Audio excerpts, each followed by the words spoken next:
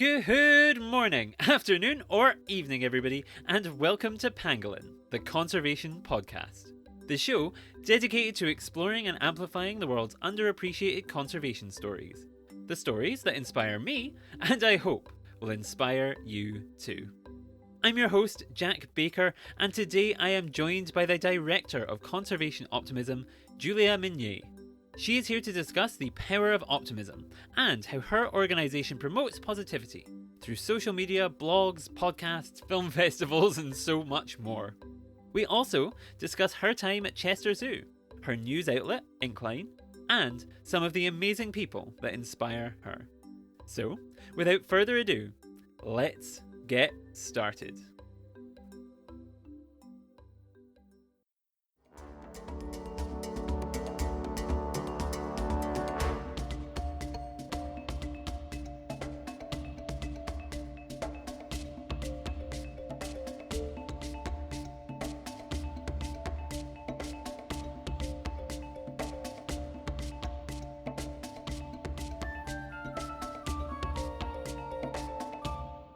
Welcome back to the show. I am now joined by the lovely Julia Migné, the Director of Conservation Optimism. She's here to tell us all about that organisation, as well as some of the other projects that she's involved in. So, first of all, thank you so much for joining me today, Julia. Yeah, thank you so much for having me. It's a pleasure to be here. Thank you. Thank you very much. I wondered, just to get us started, I gave you a brief intro there, but could you tell the listeners a little bit more about yourself, who you are, what it is that you do? Yeah, of course. So I have a mixed background in both biology and journalism. So that's what brought me into the field of science communication. But I've been the director of Conservation Optimism for over a year now. I've been with Conservation Optimism for 3 years in total. And so as part of my role, I do a lot of different things, which I'm sure we'll touch on later on. But yes, outreach and science communication is quite of the bulk of what I do in my day-to-day life. Mm-hmm. Yes, that's the kind of reason I wanted to talk to you, is because the show is all about maybe underappreciated conservation stories. And I think when people think conservation, they think always the animals or the plants, or really the kind of the stars of the show. They don't think about the kind of behind the scenes, the communication of those animals and how they go out into the world and how they become popular and all these sorts of things, and who tells these stories. So that's why I was kind of interested to talk to you all, talk all about this with you. So thank you very much for joining me to do that. I wondered, kind of my next question, I've split the interview in two in my mind. We've got the kind of conservation optimism chat, which will come a little bit later. But before that, I wanted to know a little bit more about you and maybe what you did before and that sort of thing. So before we talk about conservation optimism, I wondered, you I did some research. It always sounds a bit weird when you're talking to someone like, I did some research on you, but I did some research, had a look on LinkedIn and all that sort of stuff. And before you became the director of Conservation Optimism, you worked at places like Chester Zoo, and you also have a project called Incline. So I wondered, if we start with Chester Zoo, I wondered, what was the job there? Did that kind of start your love for communications and things that with conservation? What kind of situation was that? Yeah, so actually, I'm going to take a step even further out in the past to start on.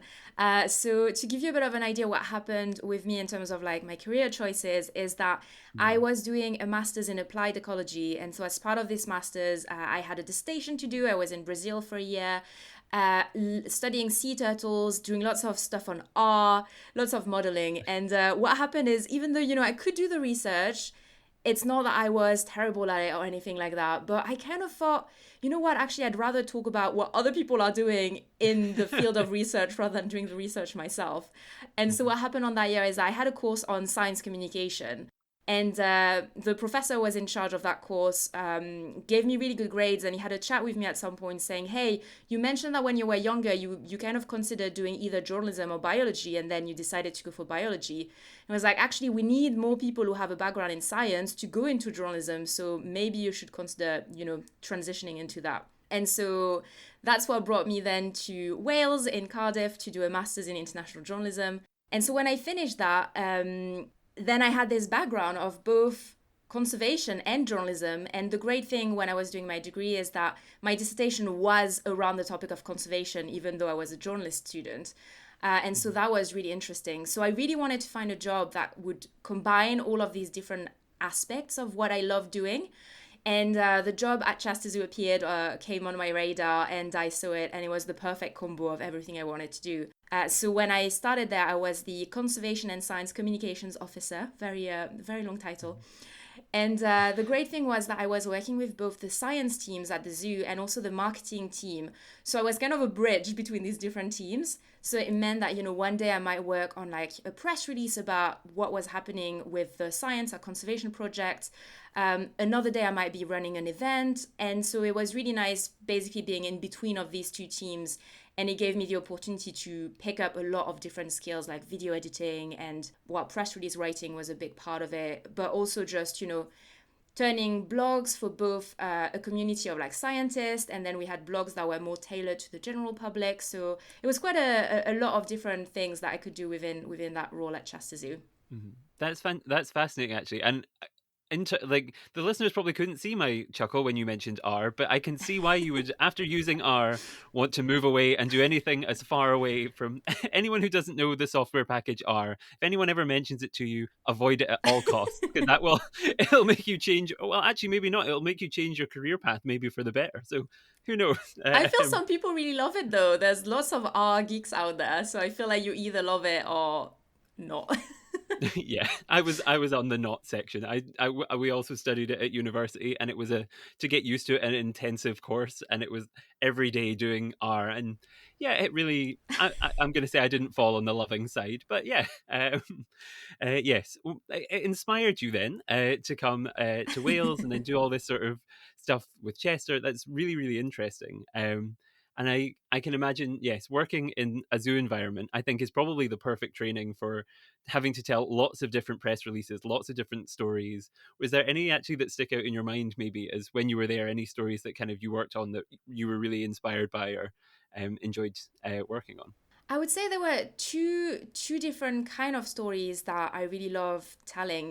The first one is I really love showcasing stories that were happening within the zoo, because actually Chester Zoo has a lab within the zoo, and a lot of work happened there in terms of stuff like endocrinology, following when animals are ready to like reproduce. They do lots of cool stuff with the EEHV virus that impact on elephants, lots of research. I think they've just announced that they're trialing something with the vaccine at the moment, which is super exciting. So, just reminding people that actually a lot of science happen on site was always really cool. And also a lot of the people who were involved in that were PhD students as well, or there was lots of lab stuff going on, which was always cool to talk about. And then I think the other story that come to mind when I think of my time at Chester Zoo as well is a story from Nigeria. So we had lots of awesome camera trap footage, and so the camera trap had picked up lots of awesome species from Nigeria, and some of them hadn't been seen before. And so that was a really fun press release to work on, and it ended up being picked up by BBC. I think we had someone going on BBC Breakfast following it. So it kind of snowballed, and I think because we had this great footage and video, people really loved diving into it and kind of showing that content to other people. So that was a really fun one to work on as well. That's I think it's always really special when you have kind of, if people can't make it to the zoo and can't necessarily see the science that takes place out in the field as well, it's nice to have those things that kind of give them that little insight, and they will always generate that little extra interest of kind of, oh, there's something we've never seen before. I Yeah. was yeah. And Um reminding people that there are, that often when people think of zoos, they don't necessarily think that they do conservation outside mhm, of the zoo. And so I think it was really important as well as part of my role to remind people that Chester Zoo does so much conservation work in different countries as well. So mhm. that these were the two parts that I really wanted to focus on through my role there. Hmm. Yes. So I guess this is the perfect opportunity for me to mid-interview promote our latest project, Rezoo, where we highlight Zoo's project. I should, if you haven't listened to it, go and listen to it. But I should save the self promo. But yes, that's really really interesting. And I guess kind of links well in a way a similar thing. Promoting these kind of good news, positive stories would be your work with Incline. So could you tell us a little bit about that and tell the listeners kind of what am I talking about when I mention Incline? Yeah, so again, setting the scene. So we're in 2016. I've just finished my degree in Mhm, Cardiff, my journalism degree. It's the year of the Brexit referendum. It's also the year of the Trump election. So I think it's fair to say it was quite a rough year. And mhm, so, with some classmate of mine, we kind of finished our degree and we were looking for jobs, but it was taking a bit of time to find a job afterwards. And one day I kind of said, look, guys, I think we need to start our own project so that at least then we can have that on our CV and it keeps us going and we're still doing journalism in the meantime. And what we decided we really wanted to do is because there was so much doom and gloom happening at that time, we really wanted to have a positive angle to all our stories. And mhm, we kind of decided, well, we want this to create this website that will be tailored more or less to, like, millennials, young people, to give them hope and show them that there are good things happening, people are making a difference. And so that's how Incline came to be. And so we then dive into this approach that is called solutions journalism. And so that's something that we realized there was this organization called the Solutions Journalism Network, who has an actual, rigorous approach to it, and they explain you how, like, what makes an actual solution story. So we kind of dive into that and try to integrate that as well in the stories that we were doing. But we cover lots of different topics. So it could be something linked to social justice. Sometimes it's environmental stories, but there's quite a mix. So yes, so that's how Incline really came to be. mhm. I imagine in a period where you were kind of student into working it as it, and then having this project, you must have been very busy. But I've had a look; it's really interesting and worth going for everyone to kind of go and check out. Even if you maybe had sleepless nights trying to set it up and do all these things, I can imagine you were very busy at that time trying to get it all. Yeah, but I Yeah. would say as well, if people want to check out, we've done stories, 5 stories that were specifically around the climate change and what people are doing Mhm. around the world to mitigate the effects of climate change in different continents. So that was a series that, to me, as an environmental science communicator, that was also really fun to work on. And we had this great journalist from different continents writing for us. So I would encourage people to check these specifically. Yes, because I think people who are listening to this probably interested in conservation and environmental things, so that is the perfect one to recommend. Um, and I also think it kind of links well into what you do now because you're as the director of conservation optimism, you're kind of doing the same sort of thing, but totally focused on conservation and on the environment. So we can kind of shift. You've set it up perfectly for me to shift into that question line of questioning, which is all about conservation optimism. So we've heard about kind of Chester and promoting the good things there, then kind of the Incline promoting the good things. What is, I mean, I think we've kind of given it away with context clues, but what is conservation optimism for people who don't know, um, any of the listeners? Yeah. Yes, so Conservation Optimism, if you haven't heard of us before, we're a program from the University of Oxford, and our aim is to empower everyone to act for nature. So we do that Mm-hmm. by shifting the narrative away from the doom and gloom. Again, very similar to what we do with Incline. And so we have a lot of different projects, and I know we're going to touch on certain things later on, but we have a podcast, we have a film festival. We have regular blogs coming out. We have a network of organizations that have pledged to be more optimistic with their framing. So we do a lot of different things, and we're quite an international team as well. We have lots of volunteers in different countries as well. So it's a very dynamic team, and we do quite a lot of different things, which I always enjoy having that diversity. That's the thing, and I didn't write a question about it, and I didn't prep you on it. But that's kind of the thing is that I should have written a question about the international nature of it because there is when we first met. For context for everyone, would be we met at the Chester Zoo Youth Symposium, a event that you'd kind of coordinated with the India Hub for conservation optimism. So it really is even based in the UK. You might think, oh, it's so far away, India. There must have completely different stories, but you're bringing everything together in a really nice way to kind of work together with this kind of optimistic narrative in mind is really encouraging. And I wanted to ask why you've obviously been a very optimistic person your whole life doing everything that you've done, but why conservation optimism? Why is optimism so important for people now in this day and age? I feel for me personally, what I always say is if I didn't have the optimism, like I don't quite know if I'd get out of bed and do my job. It's like for me, it's a very important part of working in conservation. If I didn't Mhm, have hope that things would get better, then what's even the point? So for me, that's always mhm, been really important. But I think as well, we're in a time where we don't want to be blindly optimistic. We're not pretending that there are no challenges, because there are many and we all know about them. But I think what's quite important is, we feel that if you just keep giving the problems and the challenges but end the story there, then you kind of leave people feeling disempowered, feeling quite depressed, frankly. And that's Mhm. something that I've seen in 2016 as well, when everything was doom and gloom with the elections and everything going on. I stopped reading the news. I couldn't take it anymore. Mhm. And so I don't want people to stop reading about environmental news. I'd rather have them, hear about the problems, but then bringing in some kind of solutions. And so, Mhm. that might be talking about what someone is doing somewhere to make things better, but it might also be learning from our failures. Why are things that we're trying not working, which is also very important.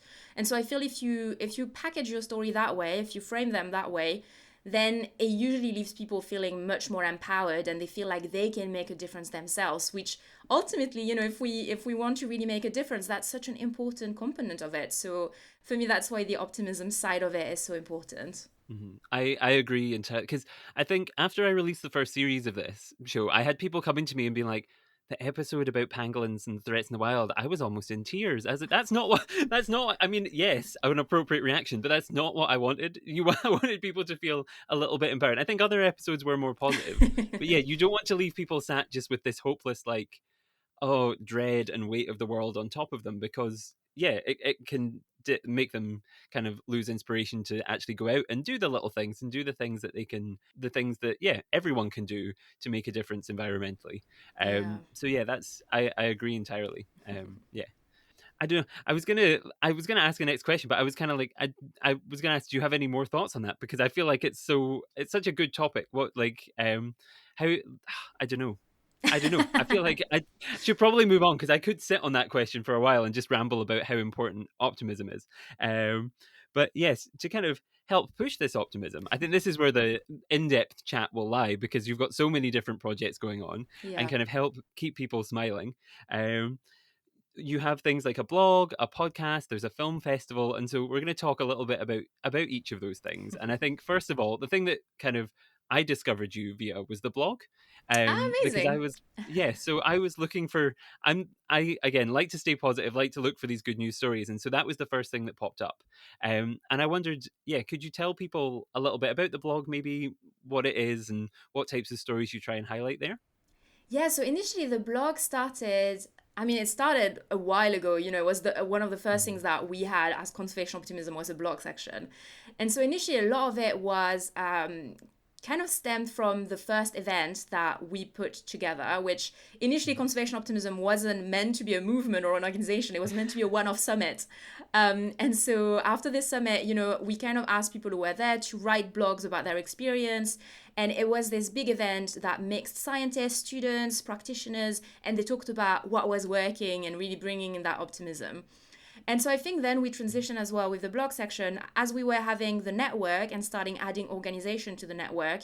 Whenever a new organization would join, would be like, hey, would you mind writing a blog about your work and what you're doing so that we can introduce you to our community? And now it's really grown. Like, we're really open with our blog. So, if anyone listening has any suggestions of blogs they'd like to cover, as long as they're in an optimistic setup, we're really Mhm. happy to publish them. And so we now see stories from all around the globe. I think we had a really nice one recently about I think, if I remember correctly, we had turtles in Bangladesh being covered quite a few days ago, which was a really lovely Mhm. story of recovery and reintroduction.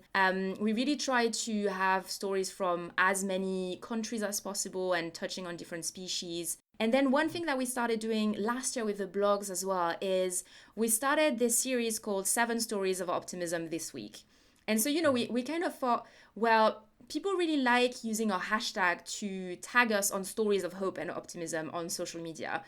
And we would always retweet or share these stories, but I felt like, wouldn't it be nice to package these stories, like some of the key ones, into a blog every Monday so that, someone Mhm. has a dose of optimism every single Monday, because we all know Monday is a hard day in the week.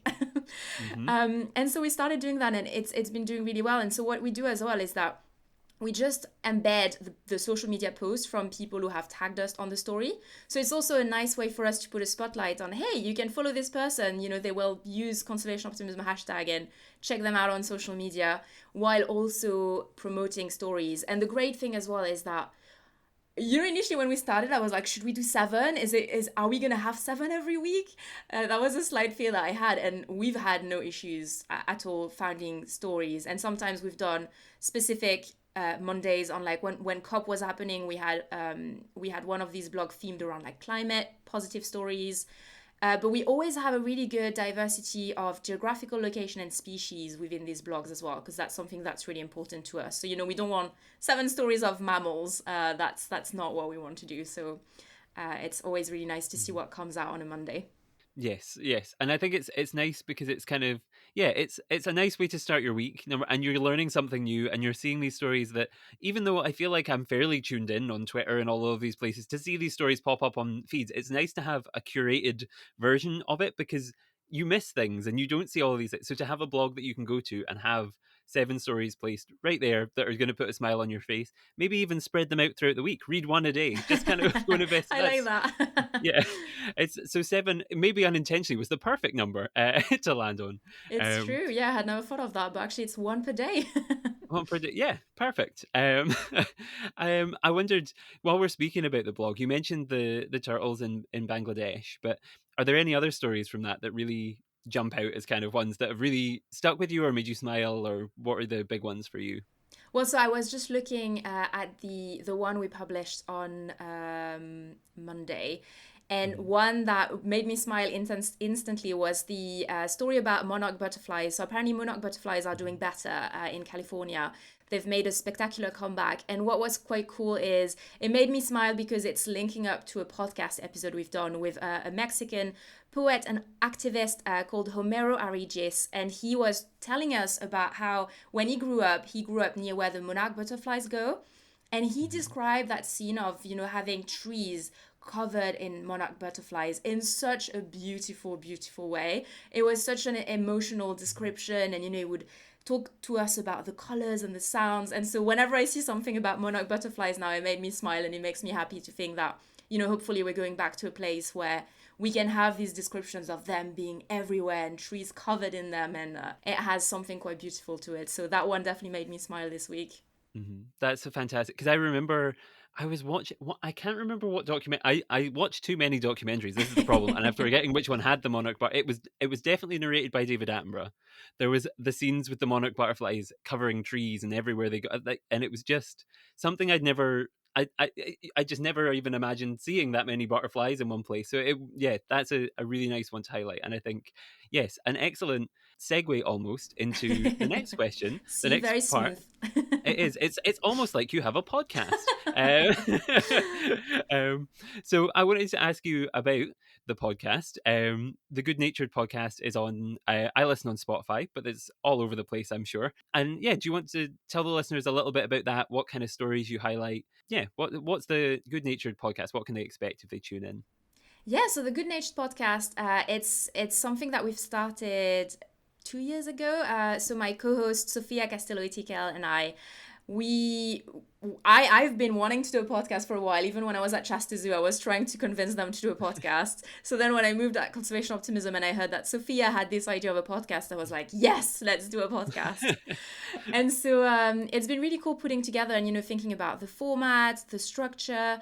So for us, the way we do them is usually we have a little intro with Sophia and I introducing the guest, and then we have an interview, and then we kind of recap and discuss the key points at the end, just Sophia and I. So um, the episodes are usually about 30-35 minutes max, so we have to like condense things quite a lot, but it's been really fun working on it because what we wanted to do with the podcast is really show that everyone can be a conservationist and you don't need to have a degree in conservation to be one. So Mhm. we have done episode with field biologists and people who you would call a conservationist based on their degree and experience, which is always super exciting to hear what they work and what they're doing. But we also had episodes with artists. For example, we had a person who is producing plays, so theater plays around the themes of conservation. Or as I mentioned, we also had someone who was an activist and poet. We recently interviewed a rock band. That will be our final episode for season 2, so that was very cool.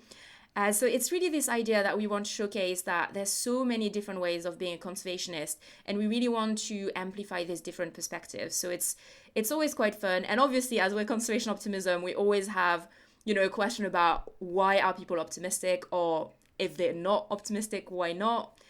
So it's quite themed on optimism, obviously, but it's always inspiring. Like always after the interview, when you're doing the editing, that sometimes can take quite a long time. It's still enjoyable because you're just rehearing these gems that people have said, and you're like, wow, it's just so interesting to hear how Mhm. people perceive conservation, how they do conservation in their own ways. So yeah, the podcast has been lovely, and so we're on season 2 this year. We're just about to finish it, so it's a season of 8 episodes this time. But what was really cool is we did 8 long episodes, and then this year we also did mini episodes, and so we called them nature notes. And that came Mhm. as part of a project that we did with the University of Oxford, where we did a mentoring program within the Department of Zoology, and we trained students into podcasting. So, we told them, okay, you can tell a story about nature and the way you've experienced nature. You've got about 5 minutes maximum, and so people had to really tailor their stories, and they would send us draft and we would review them. And so working on these nature notes has been really fun this year. I really enjoyed that process. So you should also check them out if you go on Spotify or wherever you listen your podcasts. Yes, that's yeah. There's so many questions I have about the podcast because I was re-listening to some this morning, which just created more questions in my head because I was like, oh, now I have to ask about this, and like, no, Jack, I have to. We can't have this be a 3 hour long show. I think the main thing I was impressed by is the fact that you managed to keep them about 30 minutes because no matter how many times I try and say, oh, we'll only talk for about 45 minutes to an hour, it never. It like I'm so bad. I just ramble and go off on all sorts of tangents. So when I saw consistently the same time length. Very impressed. Yeah, a lot of editing goes into it.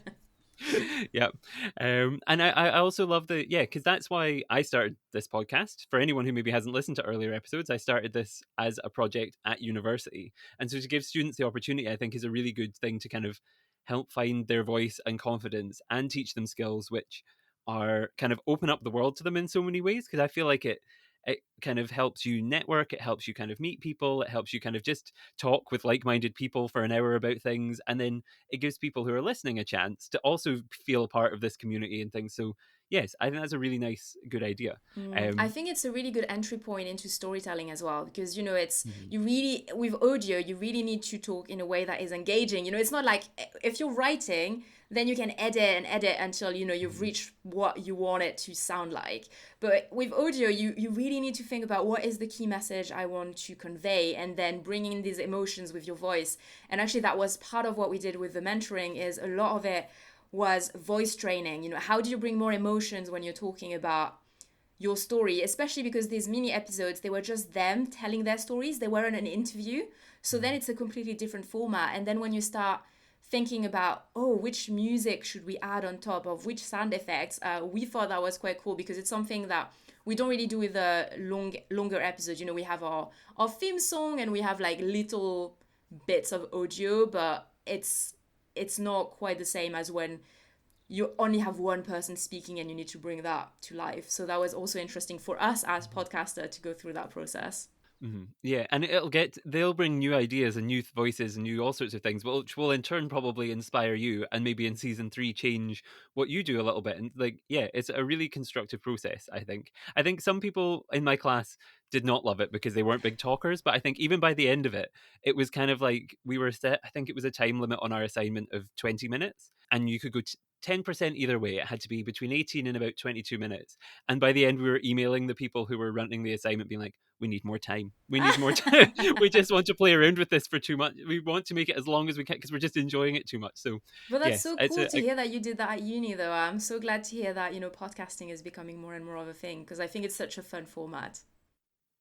I think so, and I think it's a good one to start with because you don't have all the video editing and all the kind of extra stuff that goes along. Unless you want to, you can do a video podcast, but I maybe one day. But yeah, to start with, I feel like the audio journey is the good starting point, and it's good fun, and I think a great thing to kind of be promoting.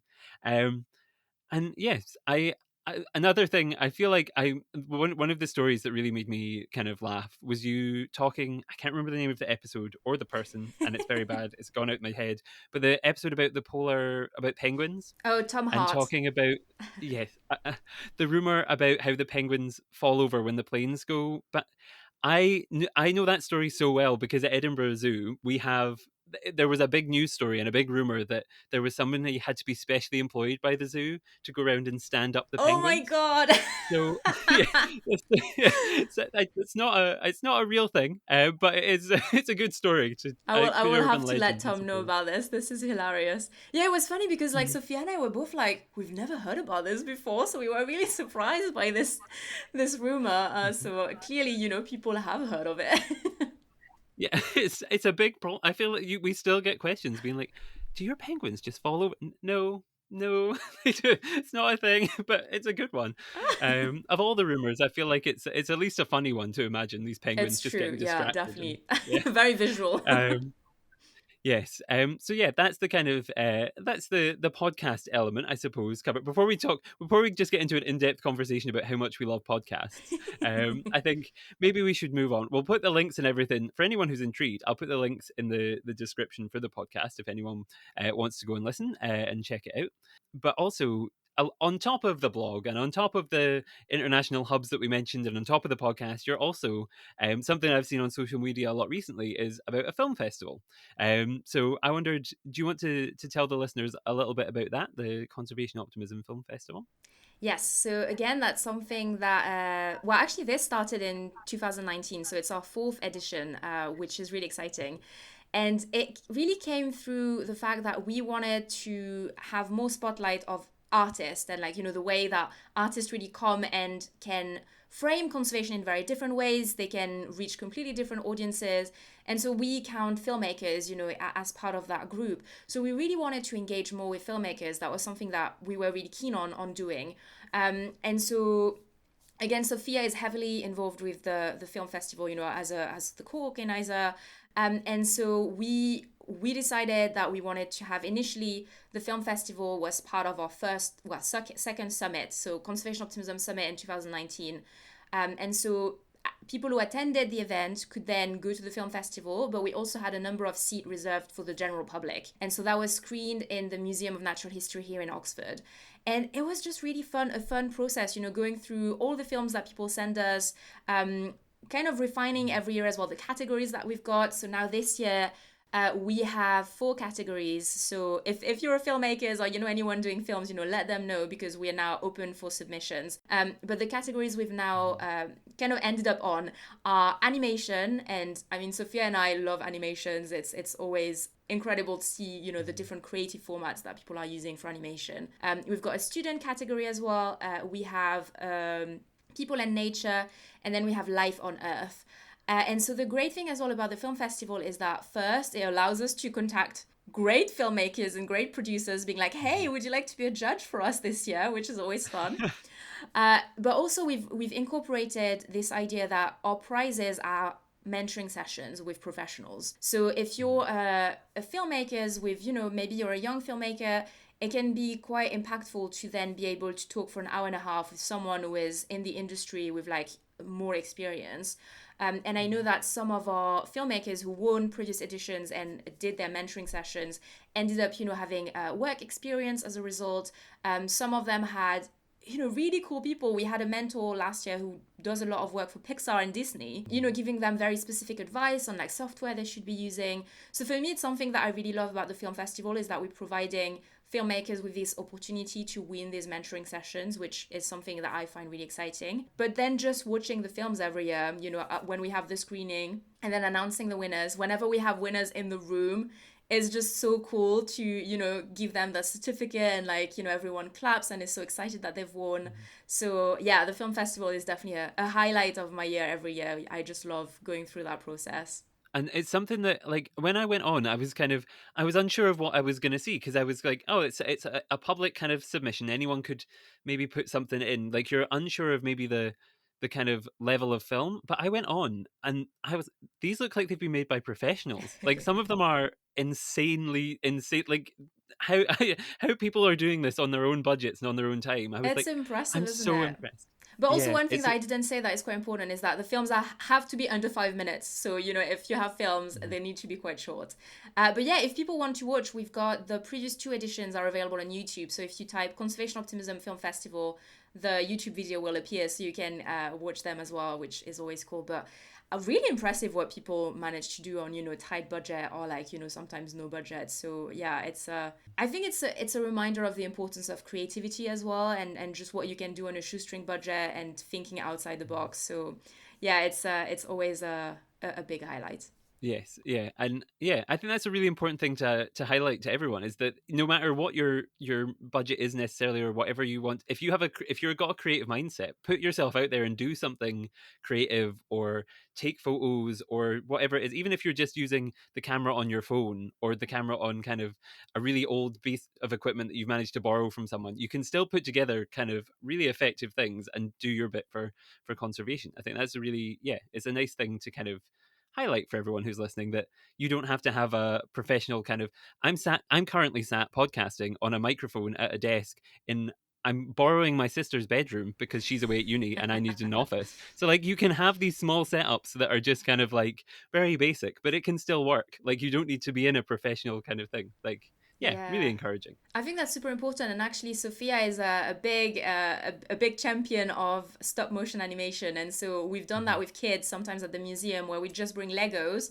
and then we have a phone, and there's like a software, an app that you can download, and you just ask the kid to create a scene, and then they take a photo, and then they move something slightly, and they take a photo, and by the end, you have a little animation, so it's yeah, it's you just need a phone, which a lot of people might have one, and then the right app for it, but it can be done very low budget.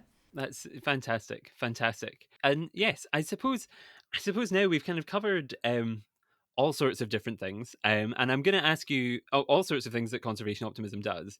And I'm going to ask you in a second for maybe some of the things you're proudest of. But before I ask you about that, is there anything that I've missed? Because I feel like there's definitely been things that I've probably not thought about or not mentioned, or like the hubs that I completely I should have written a question about. But what kind? Is there any other projects or things that going on with conservation optimism that you'd like to mention?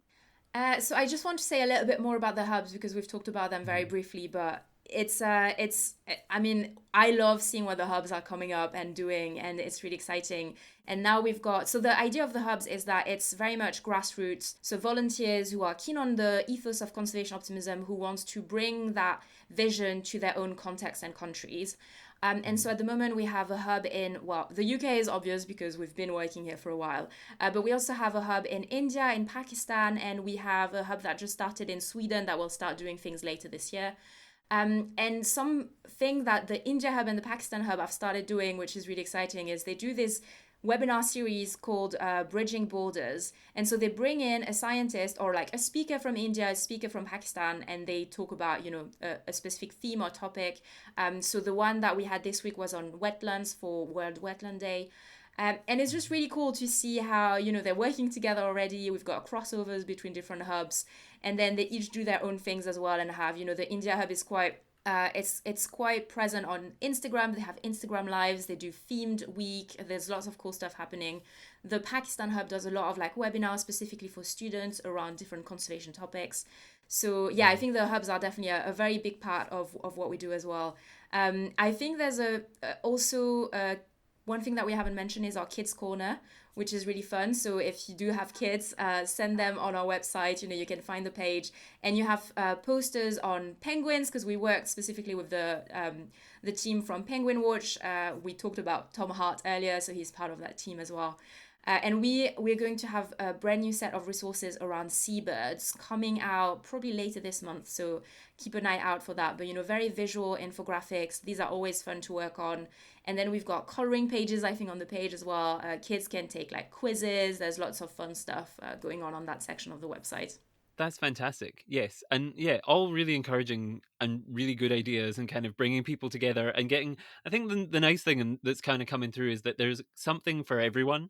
There's not like conservation isn't exclusive for one group of people in one kind of career path. You've got Mm, things that can appeal to all sorts of different audiences, whether it was like people who like film, people who just maybe shove a podcast on in the car, or like if they've got kids, like and they want to like all sorts of different ways to engage, which is really, really nice. And yes, I think probably really encouraging having the hubs in places like India and Pakistan because they will think so differently to you in terms of promotion and kind of creative ideas, mm. which is yeah really really nice. Because I remember speaking to friends who live in Bangladesh and they kind of talk about how like Facebook, maybe they use more for kind of professional networking than some other sites that we'd maybe use here, or that kind of. So it's nice to kind of, yeah, have these ideas that bring the world together and connect, and yeah, have all these creative things going on all over the place in lots of different ways. Really, really interesting. Um, but before I just sit and compliment you too much, don't want to boost the ego too much, but it's very, very good. Thank Um, you. but yes, what are your some of? Well, I've just said that, but now I'm going to ask you, what are your proudest achievements? Talk about what are the things when you look back at your time with conservation optimism. What are some of the big stories or the big projects that you've worked on that you're proudest of? So I initially came in to organize the second Conservation Optimism Summit. So, I would say that Mhm. was a big achievement coming in and organizing all of that. There were lots of moving pieces. There were people flying from different countries.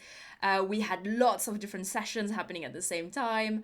We had the film festival incorporated as part of that as well. But I was really proud of the final results. I think the feedback we got was really, really positive. I think people really enjoyed the event. It was just like a diverse event. There were different, well, as I mentioned, people from different countries, but also diversity of backgrounds with like students, but also people who were practitioners and then academics. We had a lot of very different topics being covered. We covered stuff like eco anxiety, we covered failure, we covered how to have indigenous groups being part of conservation. So a lot of very interesting sessions took place during that event, even though I was running like a headless chicken the whole time. So I missed most of the sessions.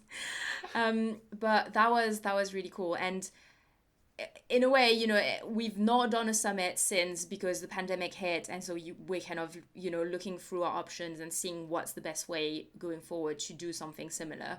But that was definitely something that was really cool. And then I really enjoyed working as well on our positive communication toolkit. So that's something that we haven't mentioned yet, but we created this toolkit in a partnership with Ralph Underhill, who works for Framing Matters. And so he's a framing expert, and we came together as a collaboration to create this toolkit because basically a lot of our members are saying, we're happy to join conservation optimism in the network, but we don't know where to start. How do we actually frame things more optimistically? And so Mhm. this toolkit has been, I mean, the feedback we've received on it has been really, really positive. People are really keen on it. I think we've passed a few thousand downloads on the English version. We've also now had people translating it for us in Bahasa Indonesia, in Portuguese, in Spanish. And on each of these versions, there's already a few hundreds downloads. So people are very, very keen on downloading these resources, which is great. So I think that's been really exciting. And developing our next toolkit as well, which will come out in a bit. Hopefully, it should come out at some point this month. But we've been working with the Whitley Fund for Nature to develop a toolkit around for budding conservationists or early careers conservationists with key tips from some of their Whitley winners.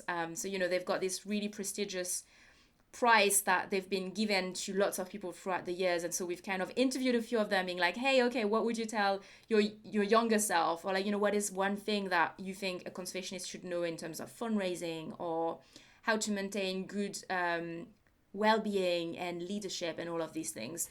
So I'm really excited to have this come out. I think it'll be really cool, and hopefully the appetite for this one will be as strong as the one for the positive communication toolkit.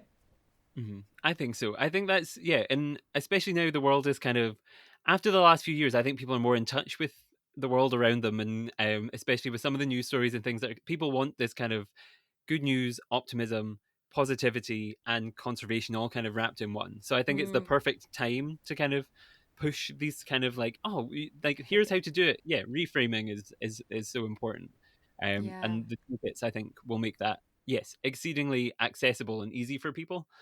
So that's, yeah, that's a really nice way of doing it, I But think. I think one thing linked to what you just mentioned, actually, that is something I really enjoy doing as well as part of my role is that because we're part of the University of Oxford, we get cohorts of micro interns throughout the years throughout the Mhm. university, and so these interns are people from students from the university, but they don't need to be specifically studying biology. and they come in for 1 week to do these micro internships to get an idea of, different career path and like what different jobs look like. And so we've had 2 cohorts already that came in with us, and they're the ones who produce some of the resources that are on our Kids Corner. And so for me, passing on my passion for science communication to students is also something I really enjoy, because I feel, at least when I did my degree, yes, I had one module on science communication, but it was on my last year of my master's. So I feel like it's not something that people necessarily know is out there. They don't necessarily know what jobs are available or what it really entails being a science communicator. So that's another thing that I really enjoy doing as part of my job, is just showing people that it is a career options and all the different things that you could do with it. Yes, and I think you did a good job at that at the youth symposium as well, of kind of Yay. inspiring this room full of young people who are looking to do things in conservation. Yes, that's kind of I think a really positive thing to be doing, and hopefully, hopefully by listening to this, you'll have inspired even more people to want to do these things. So, yes. I guess that kind of brings us almost to the end of the interview. There's just a couple questions left, but before I get to my usual standard ones, I was listening to your podcast this morning, as I was saying, and something that I should have thought of this to ask before, but something that you ask people is, who is someone else that inspires them in the world of conservation? And I wondered if you had one. Who's your person that inspires you in the world of conservation? Oof. I mean, a few years ago when I was like younger in the conservation career, I would say, Jane Goodall was always the person who has inspired me, because she's such a Mhm, great science communicator. Um, but I think someone that inspired me at the moment is Savita Wilmot, who works for the Bristol Natural History mhm, Consortium. She puts together a conference called Communicate, which is one of the first science communication conference I've been to, when I was at Chester Zoo. And she's just always has lots of different things going on. But recently, the organization has been doing a lot of work on communicating after COP26, and they've put together groups of people working in that space of conservation communication so that we could brainstorm, what we think are the next steps. And so I think she definitely inspires me. She does lots of cool stuff. So yeah, if you don't follow the Bristol Natural History Consortium, I would say go check it out. mhm. I thought I'd put you on the spot with that one, because if it's something that you ask people, and I was like, that would be a good one to turn back on you. And if you want to hear other conservationists or passionate kind of outdoorsy people's answers to that, you can go and listen to the Good Natured podcast. Um, um, so yes, Turning the thank you very table much. on me. Yes, it had to be done. It had to be, and I thought you'd want the opportunity to finally. You've listened to lots of other people, and now it's your turn. Um, but yes, I suppose that brings us to my kind of my closing questions. Which my first one is always: if someone's listened to this and is at home and thinks, "I want to do something right now for conservation," what would be your takeaway message from this interview that we've had, or what would you want them to take away and think about? I feel it's always a hard question because it's so context dependent.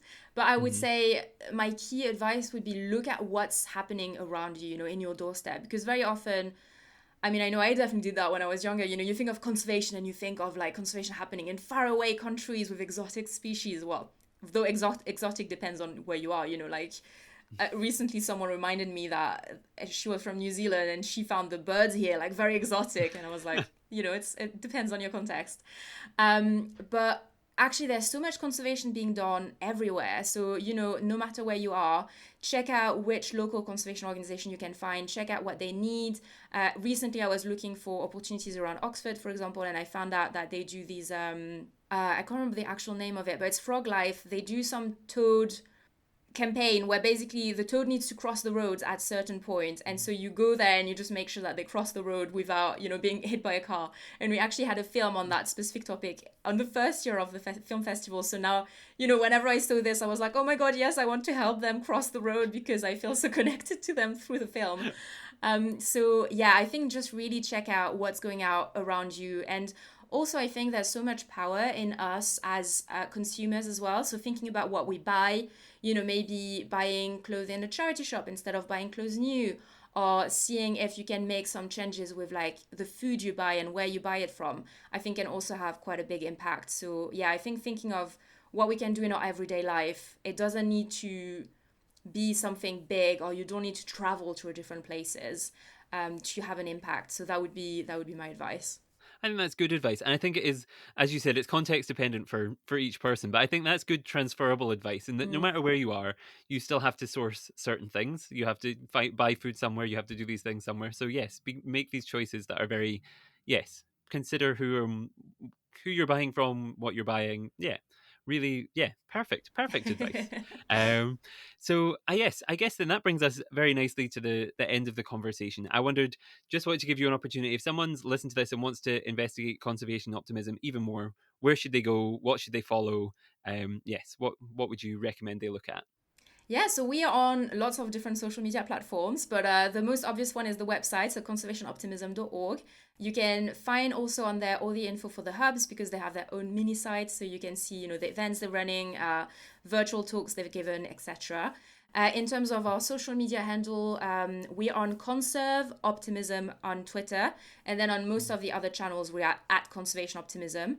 And then the Pakistan hub and India hub also have an Instagram. So it's Conservation Optimism Pakistan, Conservation Optimism India.